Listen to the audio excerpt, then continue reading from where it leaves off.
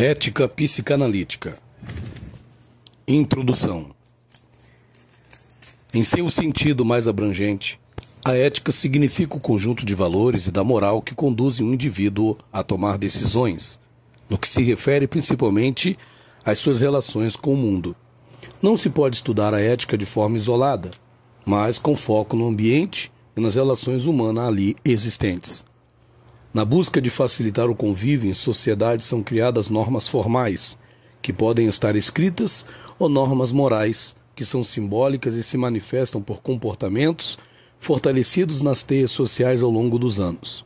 O objetivo das normas é o de se tentar prever, racionalizar e evitar que conflitos éticos ocorram. A ética do consenso é um conjunto de práticas exercidas pelo indivíduo com a consciência de sua inclusão social, em seus múltiplos papéis e funções, objetivando a sua realização pessoal. Para a ética do consenso, só há aperfeiçoamento quando surgem resultados proveitosos para si, com um mínimo de prejuízo para o outro, havendo o máximo de melhorias na vida alheia. A ética deve responder ao que é seu e ao que é do outro. Sendo assim, a ética do consenso estabelece solução para toda probabilidade de conflito de interesses. Isso não quer dizer que devemos nos nortear pela ideia do consenso absoluto, mas pela ideia do consenso da maioria, substituindo as éticas individualistas, prosperando assim os indivíduos e suas diversas éticas. A ética, portanto, é tema para todas as pessoas em qualquer idade, pois nos defrontamos a todo o momento com problemas gerados pelo egoísmo, pela insensibilidade e desrespeito ao outro. A ética, como meio para se chegar a um fim, vai nos ensinar a usar a nossa liberdade para realizar as nossas potencialidades como ser humano. Se o homem é uma flecha lançada ao vento e à ação, chegaremos onde nosso empenho e a nossa genética permitirem. A solidariedade ética que une os indivíduos numa relação recíproca de reconhecimento e consenso tem lugar na consciência moral social, que ocorre na dimensão interrelacional dos homens, em que um reconhece o outro como igual e assim passa a respeitá-lo. Muitos são os problemas a serem enfrentados pelo homem contemporâneo ao discutir a respeito da moral, o individualismo, o narcisismo hedonista, a recusa da razão dominadora, o relativismo moral. Uma das preocupações do ser humano ao se comportar moralmente é saber distinguir o bem do mal. O sujeito moral, ao se perguntar como deve agir em determinada situação, certamente se aproxima de questões teóricas e abstratas tais como: em que consiste o bem? Qual o fundamento da ação moral? Colocando tais questões, estaremos entrando no campo da ética, teoria que realiza reflexão crítica sobre a experiência dos bons costumes ou dos deveres, e que tem por fim discutir as noções e princípios que fundamentam a conduta moral. A palavra ética, nos dias atuais, quer dizer a ciência de fato que tem por objeto a conduta dos homens, a abstração feita dos juízos de apreciação que dirigem os seres nessa conduta. Com efeito, qualquer hipótese que se adote sobre a origem e a natureza dos princípios da moral. São certos que os juízos de valor que tratam da conduta são fatos cujas características cabem determinar e que o estudo da conduta não pode ser substituído pelo estudo direto destas, porque o comportamento dos homens nem sempre é conforme seus próprios juízos sobre o valor dos atos. Os modelos clássicos de moral nos dispõem de conceitos morais unívocos, porém o filósofo contemporâneo Mark Johnson discorda e questiona. Na perspectiva dele, os conceitos que utilizamos em situações morais são essencialmente vagos em comparação ao padrão de clareza e pureza de Kant. Na visão de Johnson, temos que estender os juízos morais através da imaginação, construção metafórica. Desse modo poderá nos colocar no lugar do outro, donde assim entenderíamos a relação moral. Johnson inicia por caracterizar o modelo da moralidade tradicional. A teoria popular da lei moral está ancorada em uma teoria psicológica da mente e da natureza humana. A teoria da lei moral é uma visão segundo a qual a moralidade consiste na subjunção de casos concretos e leis morais. Por outro lado, a teoria psicológica, pressuposta pela teoria da lei moral, reconhece a existência do mental e o caracteriza como composto de 4 faculdades: percepções, paixões, vontade e razão. As percepções recebem impressões e as transmitem à razão, e as paixões. Estas são ativadas diretamente por percepções ou indiretamente pela memória ou por razões deduzidas das percepções. A vontade é capaz de tomar decisões livremente, e a faculdade da razão realiza cálculos. As paixões e a razão exercem força sobre a vontade, que por sua vez exerce força sobre o corpo e as ações. A vontade pode resistir à força exercida pela razão, e muitas vezes à força exercida pelas paixões. As paixões e a razão exercem forças opostas. Assim, a teoria da lei moral assume a teoria psicológica e a dualidade entre o físico e o mental. Considera o problema moral como proveniente do fato das pessoas possuírem vontade livre e poderem ajudar ou prejudicar umas às outras. Reconhece leis morais universais capazes de prescrever as ações que devem ser realizadas e proibir outras ações. Assume a razão como guia privilegiado para a motivação moral. A crítica feita em relação a essa teoria é que nossa tradição moral deve ser vista apenas como uma entre outras, não havendo nela nada de absoluto, pois os conceitos que a definem são metafísicos. Tal teoria tende a ignorar ou negar o papel da imaginação nas nossas deliberações morais, possuindo um caráter necessariamente negativo e restritivo.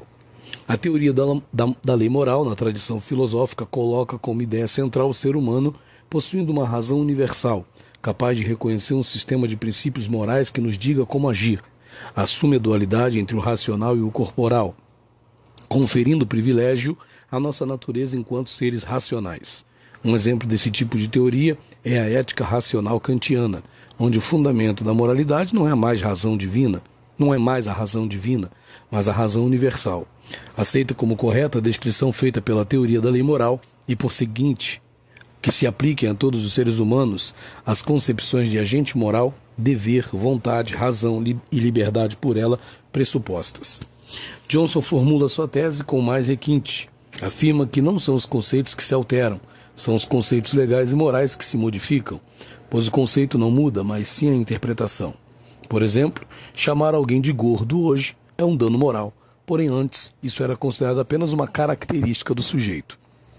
O princípio de utilidade, segundo o qual uma regra ou ato é correto na medida em que maximiza o bem dos seres humanos, ignora elementos como justiça e merecimento, considerando as ações e normas em termos de ganhos e perdas para a sociedade.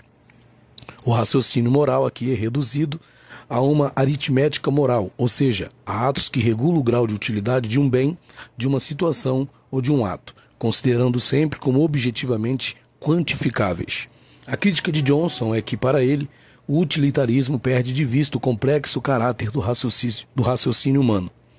Em busca de uma pretensa objetividade científica, o utilitarismo termina por se revelar também uma ética absolutista, pois admite a possibilidade de um completo conhecimento de certos fins que são considerados fixos e dados previamente a qualquer deliberação moral.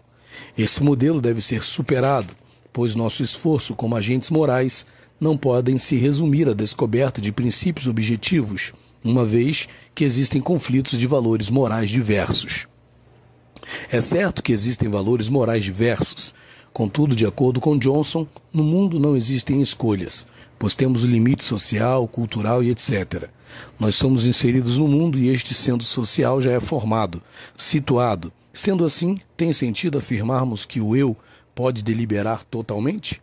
A ética ilumina a consciência humana, sustenta e dirige as ações do homem, norteando a conduta individual e social. É um produto histórico-cultural e, como tal, define o que é virtude, o que é bom ou mal, certo ou errado, permitido ou proibido para cada cultura e sociedade.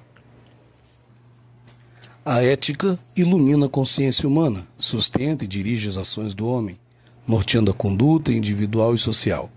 É um produto histórico-cultural e, como tal, define o que é virtude, o que é bom ou mal, certo ou errado, permitido ou proibido para cada cultura e sociedade. Conceituação de eticidade, ética e moral. Trata-se de conceitos diferentes que procuram caracterizar, utilizando para isso também a doutrina psicanalítica. Eticidade. A eticidade é a conceituação do ser humano, de poder vir a ser ético. Ética. Algo que emerge das emoções e da razão de cada pessoa, tendo como pressuposto a autonomia na escolha do posicionamento no percurso que une coração e razão. e moral. Já a moral é encarada como um conjunto de direitos e deveres impostos durante a estruturação e da personalidade, com relação a cada um dos quais aparentemente a pessoa não tem condições e opção e portanto, de autonomia. Valendo-se da teoria psicanalítica, definimos a moral como superegóica, trazendo em seu bojo a marca da proibição, comparável à de um código e do consequente castigo. A ética, por sua vez, resulta do amadurecimento do ego, autônomo, mas num enfoque mais abrangente do que o kantiano, levando em conta também as emoções, fundamento das crenças. A ética deve passar basicamente pelo respeito ao ser humano, sobre o fato de quanto mais desenvolvido for o sentir ético dos membros de uma sociedade, menos ela necessitará de uma codificação repressiva e, portanto, moralista. A pessoa não nasce ética. Sua estruturação ética vai ocorrendo juntamente com o seu desenvolvimento. De outra forma, a humanização traz a ética do seu bojo. Muitos creem que a eticidade ou condição de vir a ser ético significa apenas a competência para ouvir o que o coração diz. Acreditamos que essa seja apenas uma característica de sensibilidade emocional, reservando-se o ser ético para os que tiverem a capacidade de percepção dos conflitos entre o que o coração diz e o que a cabeça pensa, podendo-se percorrer o caminho entre a emoção e a razão, posicionando-se na parte desse percurso que se considera mais adequado. Da mesma maneira que não se nasce com a consciência do significado de família, o mesmo ocorre com os conceitos de valores, de moral e de ética, sendo eles introjetados a partir da experiência de vida. Valores e sociedade. Muitas vezes, pela sua proximidade, esses conceitos, moral, ética e eticidade, são confundidos, outras vezes eles se fundem. Tentaremos mostrar aqui como na realidade eles são distintos, trazendo à tona algumas de suas diferenças, citando exemplos que nos pareçam demonstrativos. O conceito capitalista de que tempo é dinheiro reduz a vida a um valor, podendo-se chegar à noção de quanto custa uma vida, o que pode ser de enorme interesse para a medicina securitária, carecendo, entretanto, frequentemente de um enfoque ético. 2.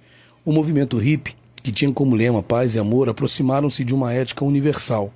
Esse movimento foi, porém, inviável na vida prática.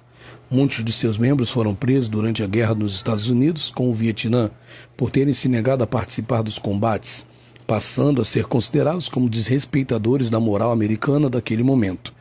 Eles foram, entretanto, coerentes com os próprios princípios. Quem sabe se no mito Robin Hood possamos observar um modelo dessa coerência, mas não de moral, sendo ele, porém, bastante aceito socialmente, pois o herói roubava dos ricos para dar aos pobres. 3.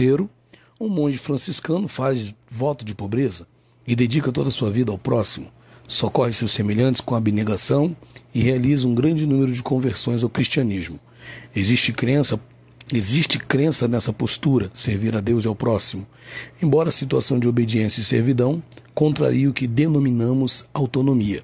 O caráter ético desse posicionamento é questionável, conforme se verá mais adiante, podendo-se pelo menos insinuar a situação de uma renúncia autônoma à autonomia. Parte 2. Ética e convivência humana.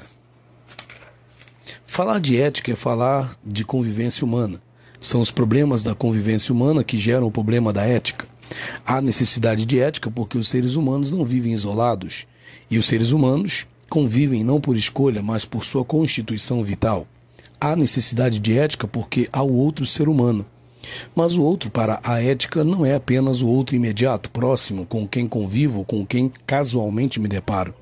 O outro está presente também no futuro, temporalidade, e está presente em qualquer lugar, mesmo que distante, espacialidade. O princípio fundamental que constitui a ética é este: o outro é um sujeito de direitos e sua vida deve ser digna tanto quanto a minha deve ser. 3. O homem e a ética. O homem é um animal ético. Tal afirmação não coincide com dizer que é bom e nem ruim por sua natureza, mas sim que ele talvez, por ter perdido um pouco de sua natureza, preocupa-se com a felicidade e com a justiça, mesmo que frequentemente opte por o que não é seu bem ou porque acha que não é certo. Em sua versão tradicional, a ética, enquanto ramo da filosofia, dá-se como missão pensar o tu deves, o que devemos fazer por ser o certo. Por outro lado, se fazemos o certo, somos necessariamente felizes? Tais questões ecoaram durante os anos, trazendo diferentes respostas. A psicanálise é uma praxis regida pela ética do inconsciente e pelo compromisso que se estabelece entre o sujeito e o seu desejo, permitindo o acesso à sua verdade. Verdade essa escondida no enigma do sintoma, verdade impossível de ser dita por completo. O psicanalista, pela sua própria experiência como analisando, acerca da impossibilidade da verdade ser inteiramente dita, tem a função também impossível de levar o analisado a dizer o que não pode ser dito, a bem dizer o seu sintoma. Eis a ética do bem dizer. O desejo do analista é um desejo de saber, e não deve ser confundido com o desejo ingênuo de curar. Freud nos adverte acerca do analista, dos perigos sobre o desejo de curar, a ambição de fazer o bem. A ética da psicanálise é a ética do desejo. O furor curandis não levaria em conta o desejo inconsciente do sujeito e seria uma manifestação de resistência do próprio analista, produzindo um saber no analisando aquém da verdade. Não há mais que uma única resistência, a resistência do analista. O cerne da experiência psicanalítica é inapreensível e é a palavra que introduz a verdade na ordem do real. Real que é enigma, enigma que exige ser decodificado, e é aí que começa a análise. Não há clínica sem ética, assim como não há psicanálise sem psicanalista. Do psicanalista se exige o dever de saber manejar a transferência sem perder-se nela. Falamos aqui de um laço entre analista e analisando, entre um significante da demanda, e outro significante que é convocado em nome do saber. Entre eles está o desejo. A psicanálise não faz promessas, não visa a busca da felicidade, ainda que a felicidade seja aquilo que os analisandos demandam, mas que seria a obtenção de um impossível. Se a felicidade chega, se é que chega, ela vem por acréscimo. Esta, sem dúvida, é uma perspectiva ética, que permite ao sujeito uma escolha. Recusamos-nos categoricamente a considerar o paciente que solicita nossa ajuda e se põe em nossas mãos como um bem nosso. Não procuramos fazer seu destino por ele, inculcar-lhe nossos ideais ou modelá-lo à nossa imagem com o orgulho de um criador. Isto é, o que nos diz Freud no seu texto sobre técnica psicanalítica. Ou seja, por mais tentador que seja, o analista deve resistir, ocupar o lugar de mestre, cujo efeito pode ser uma cura sintomática que muito se distancia da análise. E não deve o analista muito menos tomar partido por uma das partes conflitantes do sujeito, ideal versus super-eu, possibilitando assim o encontro do sujeito com o desejo. A psicanálise é o perturbador justo por confrontar o sujeito com seus conflitos psíquicos. O lugar da psicanálise é o da inquietação. Freud, em sua Conferência 34, diz que não é tanto como terapia que gostaria de recomendar a psicanálise ao interesse dos senhores, e sim por causa do seu conteúdo de verdade, verdade libertadora. A ética psicanalítica surge no cerne da relação entre psicanalista e analisando. É no ato psicanalítico que o sujeito é questionado sobre o seu desejo e da sua responsabilidade acerca dos seus sintomas e do gozo ali contido. Ou seja, acerca da sua posição subjetiva, que traduz uma escolha inconsciente, uma eleição. Escolha da neurose, diz Freud. Só confrontando o sujeito com sua eleição, o ato psicanalítico pode levá-lo a uma retificação subjetiva. O psicanalista, por outro lado, sente angústia, horror ao ato, porque faz um ato cujo efeito é imprevisível. Em resposta àquele que quer saber a verdade, e mais que sua intervenção não vem dele, não é seu ato, mas um ato que ele faz sem saber e que implica num retorno nele, analista, do saber recalcado do analisando. Só no a posteriori é que o analista pode subjetivar o seu ato e as razões dele no processo. As virtudes da responsabilidade e da lealdade são completadas por uma terceira, a iniciativa, capaz de colocá-las em movimento. Tomar a iniciativa de fazer algo no interesse da organização significa ao mesmo tempo demonstrar lealdade pela organização. Em um contexto de empregabilidade, tomar iniciativas não quer dizer apenas iniciar um projeto no interesse da organização ou da equipe, mas também assumir responsabilidade por sua complementação e implementação. Gostaríamos ainda de acrescentar outras qualidades que consideramos importantes no exercício de uma profissão. São elas: honestidade.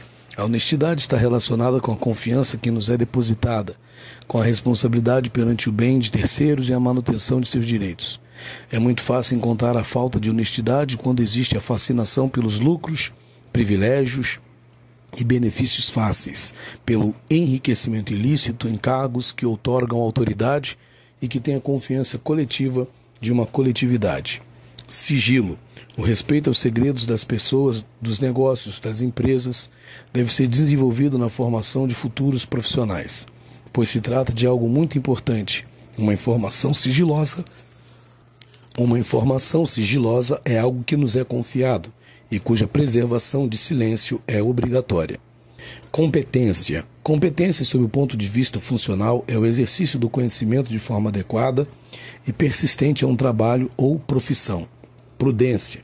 Todo trabalho, para ser executado, exige muita segurança. A prudência, fazendo com que o profissional analise situações complexas e difíceis com mais facilidade, de forma mais profunda e minuciosa, contribui para a maior segurança, principalmente das decisões a serem tomadas.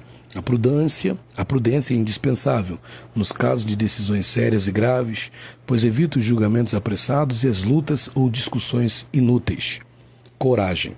A coragem nos ajuda a reagir às críticas, quando injustas, e nos defender dignamente quando estamos cônscios de nosso dever. Ajuda-nos a não ter medo de defender a verdade e a justiça, principalmente quando estas forem de real interesse para o outrem ou para o bem comum. Temos que ter coragem para tomar decisões indispensáveis e importantes para a eficiência do trabalho, sem levar em conta possíveis atitudes ou atos de desagrado dos chefes ou colegas. Perseverança. Qualidade difícil de ser encontrada, mas necessária, pois todo trabalho está sujeito a incompreensões, insucessos e fracassos que precisam ser superados, prosseguindo o profissionalismo em seu trabalho, prosseguindo o profissional em seu trabalho, sem entregar-se a decepções ou mágoas. É louvável a perseverança dos profissionais que precisam enfrentar os problemas do subdesenvolvimento. Compreensão, qualidade que ajuda muito um profissional, porque é bem aceito pelos que dele dependem em termos de trabalho, facilitando a aproximação e o diálogo tão importante no relacionamento profissional. Humildade. O profissional precisa ter humildade suficiente para admitir que não seja o dono da verdade e que o bom senso e a inteligência são propriedade de um grande número de pessoas. Imparcialidade. É uma qualidade tão importante que assume as características do dever, pois se destina a se contrapor aos preconceitos, a reagir contra os mitos, em nossa época dinheiro, técnica, sexo, a defender os verdadeiros valores sociais e éticos, assumindo principalmente uma posição justa nas situações que terá de enfrentar. Para ser justo, é preciso ser imparcial. Logo, a justiça depende muito da imparcialidade. Otimismo. Em face das perspectivas das sociedades modernas, o profissional precisa e deve ser otimista, para acreditar na capacidade de realização da pessoa humana, no poder do desenvolvimento, enfrentando o futuro com energia e bom humor. Ética, parte 4. Faculdade moral e consciência. Faculdade moral e consciência são dois princípios morais da mente humana. Por faculdade moral, entende-se o atributo da mente humana, capaz de distinguir e eleger entre o bem e o mal, ou, dito de outro modo, entre a virtude e o vício. Trata-se de um princípio inato e, ainda que possa melhorar-se pela experiência e pela reflexão, não deriva de nenhuma delas, nem da experiência, nem da razão. De um modo geral, a faculdade moral realiza a função de legislador, elabora as leis, enquanto que a consciência atuaria de juiz, julga o ato. Faculdade moral e consciência podem, grosso modo, ser comparadas ao gosto e à opinião, respectivamente, ou à sensação e à percepção. A faculdade moral atua sem reflexão, ela é rápida em suas operações, e a consciência, pelo contrário, avança com passos cuidadosos e avalia todas as ações mediante medidas inequívocas do bem e do mal. A faculdade moral se exercita com as ações do indivíduo e dos demais, aprova ou desaprova, se avalia através dos efeitos sobre o bem-estar da sociedade. A consciência limita suas funções só às suas próprias ações, não se projeta nos demais. Se tratar de uma opinião íntima e reservada, é invisível, portanto está fora do âmbito da nossa arguição. Estados mórbidos que comprometem a consciência e a faculdade moral. Existem em medicina numerosos estados patológicos capazes de interferir na vida do ser humano, como ser na memória, na razão, na imaginação e no juízo. A perturbação dessas áreas da performance mental da pessoa tem recebido muitas denominações e descrições clínicas. A perda da memória tem se denominado amnésia. Um juízo falsamente negativo sobre si mesmo pode ser chamado de perda da autoestima, sintoma da depressão. Outras vezes, se esse falso juízo for falsamente positivo, poderá ser chamado de mania. Na área da imaginação e juízo patológicos, teremos as alucinações e delírios, entre outros. A memória, a imaginação, a razão e o juízo podem ser significativamente alterados por algumas doenças, intoxicações, traumatismos, sobretudo durante estados febris e em muitas perturbações mentais. A memória, a imaginação, a razão e o juízo podem ser significativamente alterados por algumas doenças, intoxicações, traumatismos, sobretudo durante estados febris e em muitas perturbações mentais. Frequentemente se observa um paciente ter seu temperamento totalmente transformado pela doença, seja por um episódio agudo de mania, por um estado toxi-infeccioso.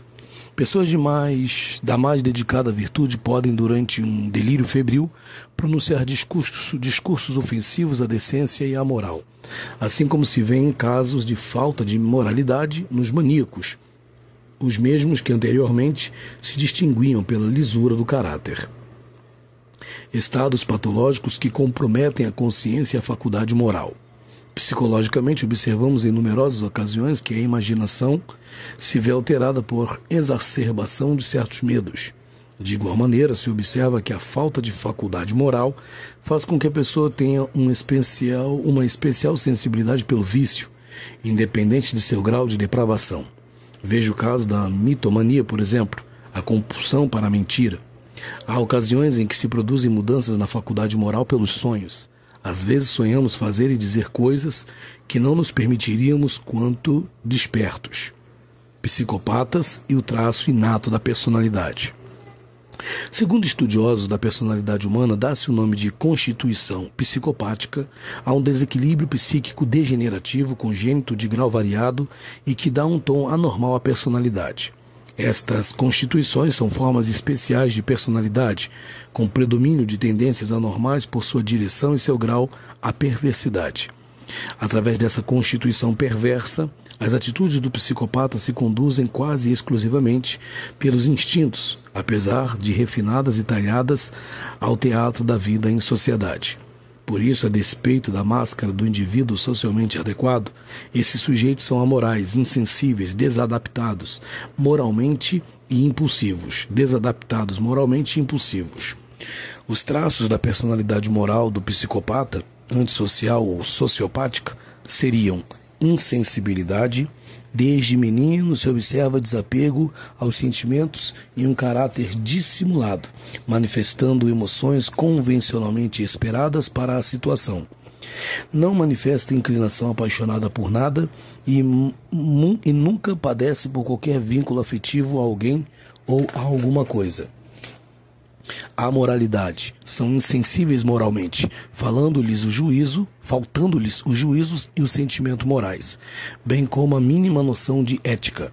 Normalmente o psicopata não compreende sentimentos como a lealdade, solidariedade, fraternidade, caridade, respeito, abnegação, tolerância, perdão, resignação e outros tantos que pertencem ao universo sublime da consciência humana. Valores e deveres. O psicopata é, sobretudo, uma pessoa com aversão, descaso e oposição aos valores éticos e às normas de convívio gregário. E o que são esses valores? Os valores têm sua origem nas necessidades da convivência social. Os valores nascem da soma das experiências individuais e do grupo, que formam padrões de condutas desejáveis. Uma vez constituído, esses valores são transmitidos do entorno ao indivíduo através da família, da escola, da comunidade. Qualquer que seja o valor de uma cultura, ele teve o propósito de melhorar a sobrevivência gregária em alguma época do desenvolvimento da espécie. Esses valores serão decisivos para a adoção de modelos de conduta. Sendo esses conceitos parâmetros, permitem que a pessoa tenha uma conduta concordante ou discordante, ajustada ou desajustada ao seu entorno, até por uma questão da lógica. Havendo uma margem de ajuste desejável aos conceitos sociais, haverá também e obrigatoriamente uma margem de desajuste indesejável socialmente. Quando essa margem de condutas desajustadas for ainda tolerável, estaremos diante daqueles pequenos desvios aos valores básicos. Isso sugere que em toda a sociedade existe a possibilidade de tolerância a pequenos desvios das normas. Da comunidade humana, o fato de pertencer a um grupo significa um sistema de segurança para o indivíduo, um resguardo contra seu próximo. A pessoa inserida nesse grupo terá um dever, uma responsabilidade e deverá seguir um código. Em troca, o grupo ao qual pertence o protege de circunstâncias que poderiam ser perigosas. O dever é, então, a responsabilidade do indivíduo para com o grupo. É um elemento extrínseco à pessoa, mas é intrínseco à comunidade. Portanto, a comunidade saberá se tal pessoa vem cumprindo ou não com seu dever, se tem sido responsável ou não. Não cumprir com esses códigos individuais, faltar com esses deveres, gera aversão do sistema e deveria gerar culpa na pessoa. A expressão da culpa sentida pela pessoa contraventora resulta, de certa forma, na anistia do sistema, pois a culpa reflete a concordância do indivíduo com os valores do sistema. O psicopata desperta sentimentos aversivos porque, entre outros motivos, falta-lhe o sentimento da culpa. Existe, por um lado, a lei e as normas, e, por outro lado, as ambições do indivíduo. As ambições individuais terão aval do sistema de se respeitarem as regras do jogo, os códigos da sociedade e o equilíbrio adaptativo. A sociedade tem uma limitação e uma permissão que é explícito e corresponde às normas, às leis. Logo, há uma permissão tácita implícita e que não está escrito, fazendo com que se tolerem alguns desvios à norma. Assim sendo, podemos dizer que a sociedade tolera certos erros, mas impõe limites a esses erros. Portanto, há limites à ambição do indivíduo. O que a sociedade não admite é a ostentação do erro. Reincidir, não sentir culpa e não se arrepender, significa ostentar o erro e desafiar o sistema. É exatamente isso que faz o psicopata. O psicopata e os valores. O psicopata, os valores e as normas. O psicopata, por sua vez, superdimensiona suas prerrogativas, possibilidades e imunidades. Esta vez não vão me pegar, ou desta vez não vão perceber meu plano. Essas são suas crenças ostentadas. Toda lei ou norma gera temor e inibição, implicam na possibilidade de castigo. A lei está feita para domar, para obrigar e para condicionar as condutas instintivas dos indivíduos. O psicopata não apenas transgride as normas, mas as ignora. Considera-as obstáculos que devem ser superados na conquista de suas ambições. A norma não desperta no psicopata a mesma inibição que produz na maioria das pessoas. Para os contraventores não psicopatas vale o lema: se quer pertencer a este grupo, estas são as regras. Se cumprir as regras está dentro, se não cumprir está fora. Mas o psicopata tem a particularidade de estar dentro do grupo, apesar de romper todas as regras, normas e leis. Apesar de não fazer um insight, não se dar conta, não se arrepender e não se corrigir, sua arte está na dissimulação, embuste, teatralidade e ilusionismo. Os psicopatas parecem ser refratários aos estímulos, tanto aos estímulos negativos, tais como castigos, penas, contra-argumentações, a ação, apelo moral e etc., como também aos estímulos positivos, como é o caso dos carinhos, recompensas, suavização das penas, apelos afetivos. Essa última característica é pouco notada pelos autores. O psicopata não modifica sua conduta nem por estímulos positivos, nem pelos negativos. Para o psicopata, a mentira é uma ferramenta de trabalho. Ele desvirtua a verdade com o objetivo de conseguir algo para si, para evitar um castigo, para conseguir uma recompensa, para enganar o outro. O psicopata pode violar todo tipo de normas, mas não todas as normas. Violando simultaneamente todas as normas, seria rapidamente descoberto e eliminado do grupo. A particular relação do psicopata com outros seres humanos se dá sempre dentro das alterações da ética. Para o psicopata, o outro é uma coisa, mais uma ferramenta de trabalho, um objeto de manipulação. Essa é a coisificação do outro, atitude que permite utilizar o outro como objeto de intercâmbio e utilidade. Essa coisificação, explica talvez torturar ou matar o outro quando se trata de um delito sexual, sádico ou de simples atrocidade. Cognição, relação objetual e comportamento dos psicopatas. Algumas condutas psicopáticas podem parecer ilógicas aos demais, mas são perfeitamente lógicas para o psicopata. Isso ocorre porque entre o psicopata e as demais pessoas existem lógicas distintas, sistemas de raciocínios distintos, códigos distintos, valores diferentes e necessidades diversas. Tendo em vista o fato da conduta psicopática ser às vezes de muita instabilidade diante de estímulos objetivamente pequenos e, ao contrário, podendo manifestar serenidade em situações que desestabilizariam a maioria das pessoas, entende-se que o relacionamento sujeito-objeto no psicopata seja diferente. Os momentos de crise dos psicopatas são produzidos por frustrações e fracassos, e nessas circunstâncias, seu comportamento é totalmente imprevisível, podendo chegar ao assassinato. Mas, para terceiros, eles colocam sempre a responsabilidade de seu fracasso no outro, ou em elementos externos e alheios à sua responsabilidade. Defesa aloplástica. Por outro lado, o êxito do psicopata no meio social não assegura obrigatoriamente que ele se estabeleça. Diante de quaisquer frustrações, sensação de rejeição ou contrariedade, ou ainda inexplicavelmente acabam destruindo tudo o que tinham feito, muitas vezes através de um ato banal, impulsivo ou descontrolado. Essas atitudes de descontrole com risco e perda da situação estabelecida são demasiadamente desconcertantes para pessoas normais, para familiares, companheiros ou conhecidos. Essas atitudes totalmente inconsequentes favorecem as inúmeras rupturas conjugais que acompanham sua biografia. Na sua relação com o sistema, o psicopata pode manifestar 3 tipos de condutas, as quais, como veremos, confundem mais ainda as opiniões a seu respeito. A conduta normal é sua parte teatralmente adaptada ao padrão de comportamento normal e desejável. Assim, agindo, o sistema não o percebe e pode até atribuir-lhe adjetivos elogiosos. Como diz o ditado, o maior mérito do demônio é convencer a todos que ele não existe. B. Conduta psicopática. É a inevitável manifestação de suas condutas psicopáticas, quais, mais cedo ou mais tarde, obrigatoriamente se farão sentir. Entretanto, como o psicopata costuma ser intelectualmente privilegiado, ele não exerce sua psicopatia indistintamente com todos, e todo o tempo ele elege sabiamente determinadas pessoas, vítimas ou circunstâncias. C. Rompante, surto psicopático. É a conduta psicopática desestabilizada e que foge ao controle eletivo próprio do item anterior. Conduta psicopática dirigida.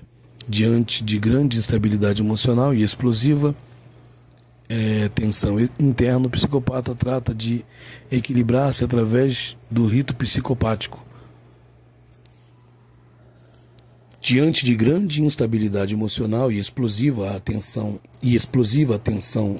interna, o psicopata trata de equilibrar-se através do rito psicopático, grupo de condutas repetitivas constituindo o padrão psicopático. Nessa situação surgem impulsos e automatismos que acabam resultando nos homicídios seriais ou extremamente cruéis, as violações, destruições e algumas poucas vezes suicídios. A autocrítica e sedução do psicopata. Em geral, o psicopata se justifica aos outros e a si mesmo em todas as suas ações. Perguntado por que não segue as normas, a resposta é simplesmente porque as normas não se ajustam a esses desejos, condições e circunstâncias. Esse tipo de personalidade tem um particular da liberdade. Para o psicopata, ser livre é poder fazer sem impedimentos, poder optar sem inibições, repressões e limitações internas ou externas. Normalmente, é esse uso particular da liberdade que o faz também um sedutor e manipulador, normalmente apelando às liberdades reprimidas do outro. Normalmente, ele convence seu próximo à promiscuidade, uso de drogas, corrupção, cumplicidade, toda sorte de atitudes torpes que lhe interessam. Talvez o psicopata tenha poderosa intuição sobre as máscaras sociais e sobre o animal desejoso que todos carregamos dentro de nós, e valendo-se dessas franquezas, anima e convence o outro a participar do jogo ambivalente de satisfações e angústias. A responsabilidade legal do psicopata. É o psicopata responsável por seus atos? O psicopata pode ser avaliado biologicamente ou etologicamente, considerando a variabilidade da espécie humana, tendo sua conduta observada sob o ponto de vista estatístico, ou seja, se é raro e incomum ou comum e frequente. Pode ser objeto de estudo do sociólogo, perscrutando o ajuste do indivíduo ao grupo, se é adaptado ou desadaptado, bem como sob o ponto de vista do moral, se tem sido ético, antiético ou aético. Pode ainda ser arguido pelo jurista ao julgar suas responsabilidades, pelo psicólogo investigando-se suas motivações da conduta individual. O exame médico do psicopata, entretanto, é apenas mais uma maneira de avaliação do indivíduo. Não é a única, portanto, não é a única responsável pela palavra final. O médico, portanto, deve limitar-se a seu estrito campo da medicina, o qual consiste em avaliar se uma pessoa está ou não doente. E o psicopata pode ser raro, desadaptado, malvado, delinquente ou ter uma conduta incompreensível, mas, sob todos os critérios da patologia médica, não é um doente. Para avaliar a responsabilidade se estabelecem 3 regras criminais. Primeira, o psicopata não pode ser declarado insano a priori, antes de passar por um perito. A regra geral é que um imputado está ciente de seus atos até que se demonstre o contrário. Baseando-se estritamente nos conhecimentos legais e psicopatológicos do certo e errado, os psicopatas são responsáveis e têm noção da natureza de seus atos, já que conhecem perfeitamente as normas, como todos os demais. Uma prova dessa noção é o fato deles não agirem se souberem que a possibilidade de serem descobertos for maior. Em contrapartida, se nos referirmos ao estritamente moral, a questão é mais ambígua, porque falta ao psicopata apego emocional e sentimento de culpa, como se faltasse ao cão o faro. Segundo, impulso irresistível. Esta regra afirma que o sujeito pode, apesar de conhecer a diferença entre o bem e o mal, ter um impulso irresistível de cometer o ato. Esta opinião não é compartilhada por todos, já que alguns encontram ambiguidades na característica irresistível do impulso. Impulso implica espontaneidade e, em alguns casos, o psicopata prepara cuidadosamente seu crime durante muito tempo antes de cometê-lo. Terceiro, a terceira regra propõe que o sujeito não é responsável criminalmente se sua ação delituosa é produto de sua doença ou sua tara mental. Uma pessoa não é responsável de uma conduta criminosa se no momento de tal conduta tem diminuído suas capacidades fundamentais para comportar-se de conformidade sua conduta com a lei. Resumindo, existem 3 possibilidades em tese que a lei oferece aos tribunais mundiais e são as seguintes. A. Responsabilidade total. Castiga a um indivíduo anormal do mesmo modo que ao normal. B. Responsabilidade atenuada. Não há solução plausível, já que depois de uma curta estadia na prisão, encontram melhores condições para voltar a delinquir. E C. Isenção de responsabilidade. Considera o psicopata um doente mental, devendo ser encaminhado a um hospital psiquiátrico. Ao invés de se considerar a psicopatia como um desvio do comportamento, seria considerada uma anomalia estrutural da personalidade, tal como uma autêntica doença mental. Isso reduziria a pena por homicídio em 2 graus, ficando rebaixada a 4 anos de prisão. A legislação de muitos países tende a não considerar o psicopata uma pessoa doente, pelo fato dele poder discernir e entender a criminalidade de seus atos e pela plena capacidade de dirigirem suas ações. Portanto, as pessoas com esse tipo de personalidade seriam responsáveis por tudo o que fazem, logo, imputáveis pelos seus atos. O eu e a ética. A deliberação moral reside na questão: que tipo de pessoa quer ser? Então a moral é quando a decisão contribui para a identidade do seu eu. De acordo com o modelo popular, temos o eu movido pelo instinto e não um eu racional e histórico. O que determina o eu? Johnson cita e explica algumas características objetivistas do eu. São elas: primeiro, o eu é racional, essencial. Para o objetivismo moral, o agente moral deve ser um tipo de quase objeto, com uma natureza determinada, fixa, e assim é considerado como tendo uma natureza imutável, que partilha com todas as outras criaturas de sua espécie.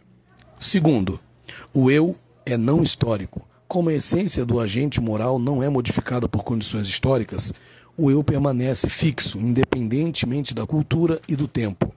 Terceiro, o eu é universal. Pelo fato de possuirmos razão prática, os agentes morais são todos iguais, pois agir moralmente é considerado como um problema, pois temos que sair de nossas particularidades e nos dar conta da natureza racional universal, partilhada em virtude da qual constituímos uma comunidade moral universal. Quarto, o eu é bifurcado em razão e desejo. Estabelece que o eu consista em entendimento e desejo, sendo distintos um do outro. Porém, a máquina da mente por si mesma nada quer, e o desejo sem o auxílio do entendimento nada pode ver. Essa dupla natureza é a verdadeira força motivacional do ser, pois nos empurram e determinam os objetos de nossos apetites ou aversões.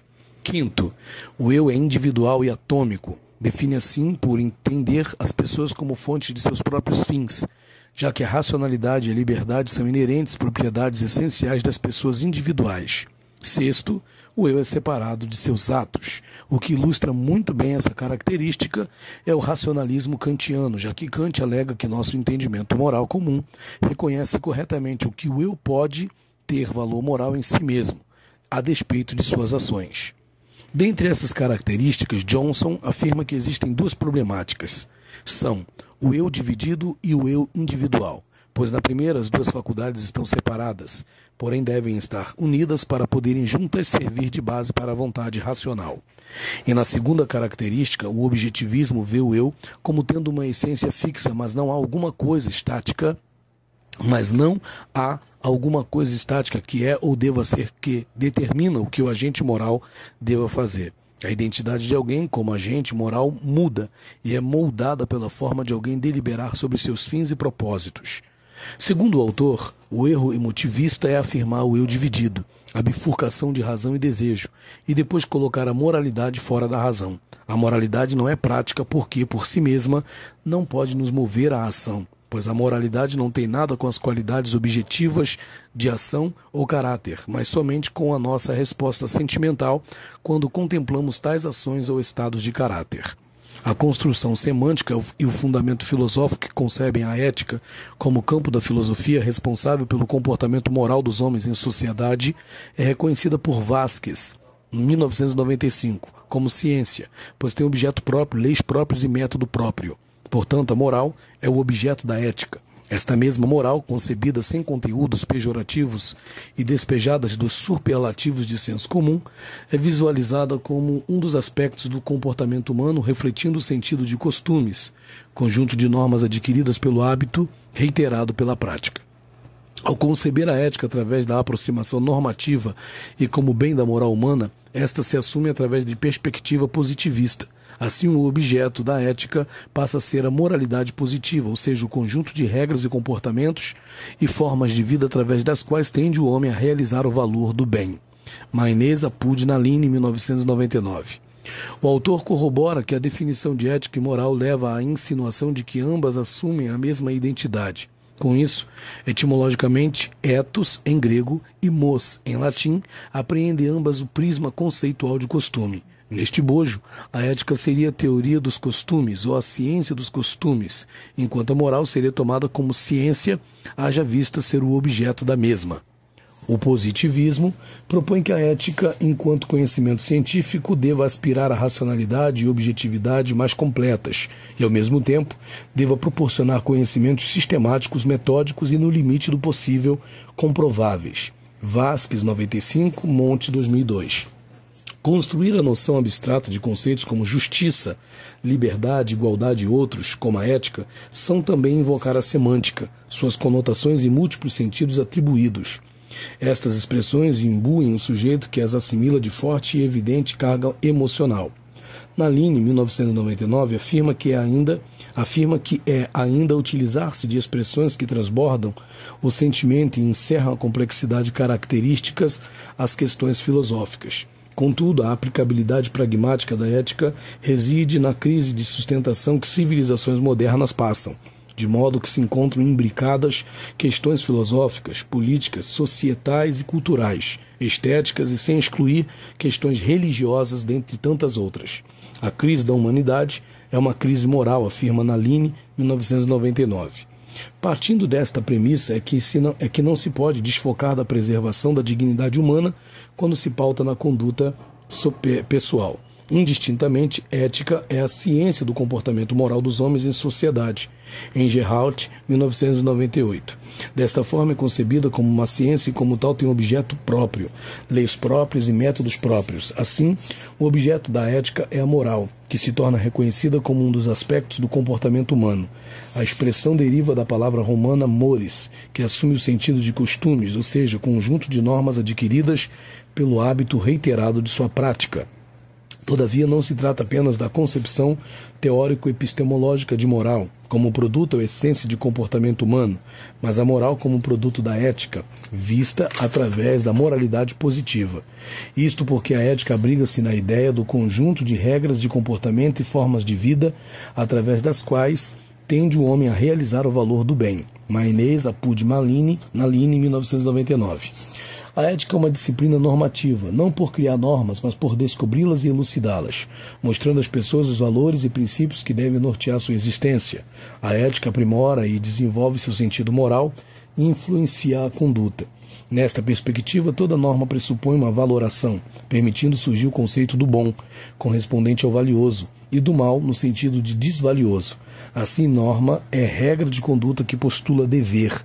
Todo juízo normativo é regra de conduta, mas nem toda regra de conduta é uma norma, pois alguma das regras de conduta tem caráter obrigatório, enquanto outras são facultativas. As regras observáveis para acessar a internet ou para viabilizar um programa de software, por exemplo, são de ordem prática, exprimindo uma necessidade condicionada. Neste intuito, a norma exprime um dever e se dirige a seres capazes de cumpri-la ou violá-la. Sustenta o suposto filosófico de liberdade. Se o indivíduo não pudesse deixar de fazer o que ela prescreve, não seria norma genuína, mas lei natural. A possibilidade de inobservância, infringência ou indiferença humana pelas normas não deve desalentar aqueles que acreditam na sua imprescindibilidade para conferir sentido à existência. O homem é ser perfectível e não perfeito. Tende naturalmente para o bem. O papel confiado aos cultores da ciência normativa é reforçar essa tendência, fazendo reduzir o nível de inobservância, infringência ou indiferença perante a ordem do dever ser. Ainda que o índice do espontâneo cumprimento dos ditames éticos não seja o ideal, há sempre possibilidade de sua otimização mediante o compromisso íntimo de observá-los na vida individual. A potencialidade de conversão de um ser humano para comportar-se eticamente em seu universo, por restrito que possa parecer tal espaço, justifica o estudo e a pregação ética. A ética e a psicanálise. A ética psicanalítica é fundamentada nos princípios da filosofia universal. Os objetivos éticos da psicanálise serão sempre tornar o inconsciente consciente e buscar a verdade, tão somente a verdade e nada mais que a verdade. A ética psicanalítica não copia outras éticas, pelo fato de a psicanálise ter uma visão do homem diferenciada de todas as outras ciências, ter objetivos diferentes e empregar meios ou metodologias igualmente diversas das demais ciências no que se concerne à abordagem humana. O psicanalista está obrigado a guardar sigilo profissional nos seguintes termos: 1. Obediência irrestrita à filosofia e pensamento psicanalítico. 2. O psicanalista está obrigado a guardar sigilo profissional nos seguintes termos. São deveres que os psicanalistas estão obrigados a cumprir e fazer cumprir. A. O sigilo profissional terá caráter absoluto dentro das atividades profissionais. B. O psicanalista não pode divulgar em particular ou em público quaisquer informações que tenham origem nas palavras dos pacientes, mesmo que estes tenham dito que os mesmos não eram segredáveis. O psicanalista não pode informar a outro profissional, mesmo que seja psicanalista, sobre qualquer referência a respeito de paciente e de seu estado de saúde, sem que haja autorização por escrito. O psicanalista não pode fazer menção do nome de seus pacientes ou ex-pacientes diante de terceiros, mesmo quando apresentando casos clínicos, ainda que os pacientes autorizem.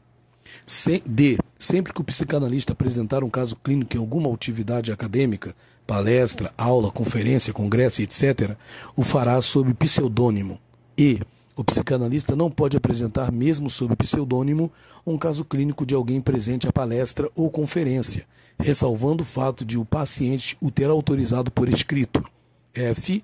O psicanalista está proibido de comentar sobre pacientes com outros pacientes, mesmo com a intenção de encorajá-los, pois isto tanto foge da técnica quanto amedronta o paciente, mesmo com pessoas de sua intimidade, como esposa e filhos. G.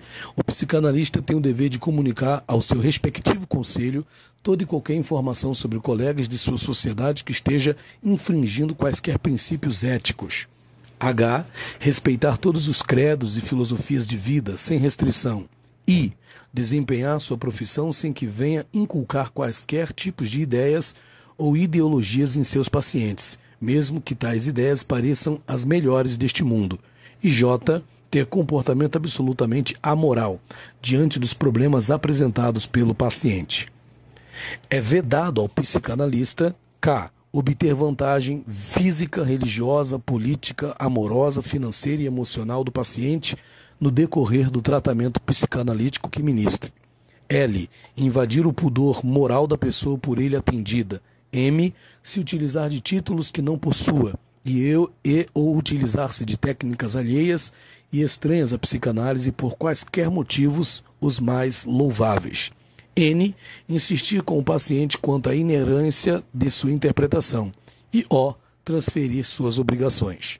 São direitos do psicanalista a. Recusar pacientes com patologia estrutural e ou paciente não analisável. B. Recusar paciente com patologia neurológica que inviabilize o tratamento psicanalítico. C. Recusar conduzir processo de psicanálise, mesmo os não enquadrados nos itens anteriores ou que não firam ou normas desta sociedade, mas que estão em desacordo com a sua consciência. D. Recusar paciente que lhe esteja vinculado por laços de amizade ou parentesco. E, à luz do contrato, cobrar e receber remuneração justa pelos seus próprios serviços, sempre dentro da ética profissional. F. Não fornecer, quando for o caso, seu endereço e o seu telefone particular. Observação. Em caso de pressão da autoridade para que seja revelado algum conteúdo que não venha a beneficiar ao paciente ou sua família, o psicanalista poderá manter o silêncio em nome da ética. Deveres do psicanalista. 1. São responsabilidades básicas do psicanalista encontrar-se devidamente registrado em sociedade psicanalítica, no caso, em um conselho psicanalítico. Estar em dia com a anuidade correspondente cobrada pela sociedade através do conselho psicanalítico ao qual esteja filiado, assim como encontrar-se devidamente registrado na municipalidade com alvará e demais impostos devidos honrados. Desempenhar-se o ofício psicanalítico em consultório devidamente instalado, com ambiente de qualidade e divã adequado. Apresentar-se em indumentária de fino trato, com postura e alinho próprios, de um profissional de nível e empregar terminologia de qualidade, nunca se expressando em palavras de baixo calão, em ambiente privado ou público. Ter vida moral ilibada perante a sociedade. Se professar alguma religião, ou seguir determinada ideologia que o faça de modo educado, pacífico e polido, sem se tornar pivô de contrariedades públicas. Honorários psicanalíticos. O psicanalista, diante da questão honorário, se portará da seguinte forma. O psicanalista deve cobrar o máximo por sessão que seja compatível com as condições financeiras de seu paciente. O psicanalista não pode, em nenhuma hipótese, tratar qualquer paciente gratuitamente. C. O psicanalista não pode perdoar dívidas do paciente. E D. O psicanalista deve cobrar as sessões por períodos mensais previamente estabelecidos no contrato analítico. Conclusão: os avanços nas tecnociências permitiram o aceleramento desenfreado das múltiplas possibilidades de intervenção junto ao homem, no campo da biologia, da medicina e das áreas de assistência à saúde. A seara da saúde mental não se manteve inerme a este processo. Com o advir da bioética, o homem assume-se como um epicentro na tomada de decisões, reconhecimento de si como objeto de um sujeito. Isto justifica a necessidade de normas avançadas que compreendam a dimensionalidade assumida pelo homem, e ainda questões que contemplem a ética do comportamento sobre a vida e os novos mecanismos de relação estabelecidos para a garantia e manutenção desta. A sustentação da saúde mental como campo de assistência que trabalha com a subjetividade e o psiquismo humano abre indagações longínquas que contornam a ética profissional, a bioética e o biodireito em suas atuações. O sujeito mentalmente enfermo teria capacidade de exercer toda a sua plenitude? Quais seriam os critérios para se avaliar as reais condições e capacidade desse sujeito? Há transição ou perenidade ou na incapacidade de entendimento e compreensão do indivíduo mentalmente enfermo sobre o mundo e suas ações? O comprometimento do juízo da realidade não justifica a perda da autonomia da vontade desta pessoa? Tais pleitos colocam em questão os limites da ciência e, consequentemente, da assistência na saúde mental.